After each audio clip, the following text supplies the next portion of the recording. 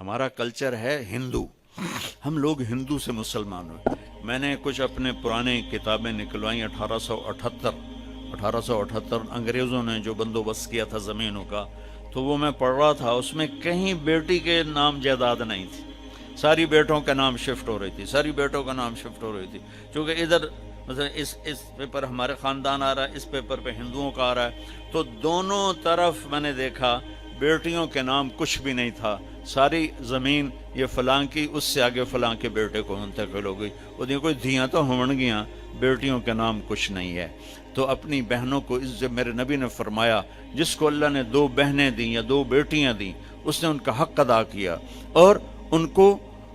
عزت کے ساتھ ڈولی میں بٹھایا، تو اس پر جنت واجب ہو گئی، وہ جنت میں داخل ہو گیا۔ تو اپنی بہنوں کو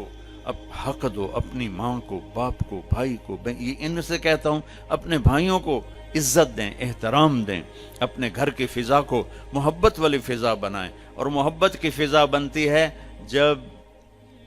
اس زبان پہ قابو پایا جاتا۔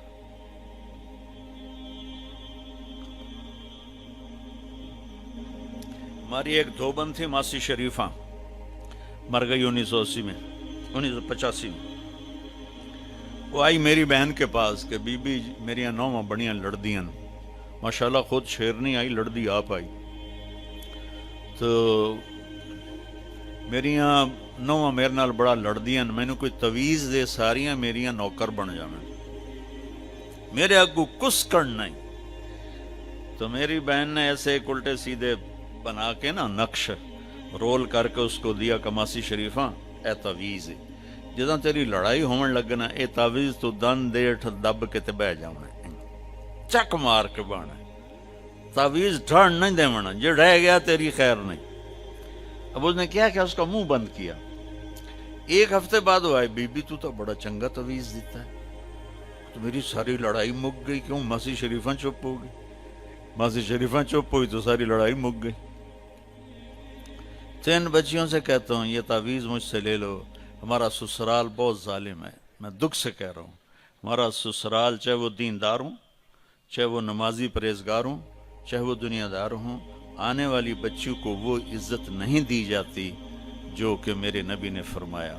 میرے نبی نے فرمایا میرے مدینے کے صحابہ بڑے اچھے لوگ ہیں، جب کسی کی بیٹی کو بیاہ کے لاتے ہیں تو اس بچی کو یہ احساس ہی نہیں ہونے دیتے کہ ماں باپ کے گھر میں ہے یا سسرال کے گھر میں۔ اور ادھر وہ ساس سسر کی ایسی چلتی ہے جنگ، اور وہ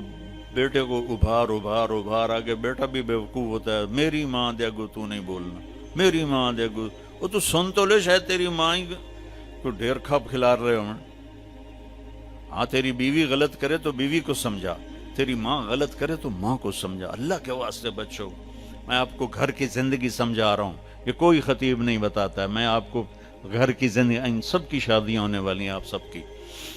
اپنے گھر کو جنت کا نمونہ بنانا ہے تو زبان کے بول کو میٹھا کر لو، غصے میں بھی ایسا بول نہ بولو کہ زبان سے نکلا ہوا بول اگلے کو چھلنی کر کے رکھ دے اور اگلے کو ساری رات رولاتا پھرے۔